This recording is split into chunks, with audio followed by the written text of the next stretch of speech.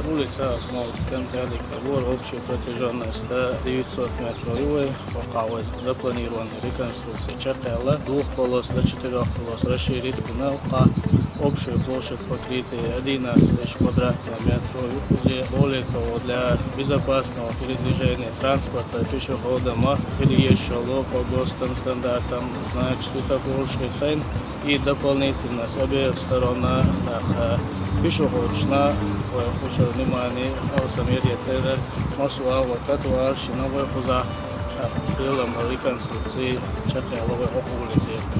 Общая гала, Хушерлер, Хаяльчевой, около 25 километров, уже улица Владерки, Чакаловна, Царнюха, 6 километров, Герга, реконструкции новой с 2 полос до 4 полос. Trebuie разрешить daspoa удобно.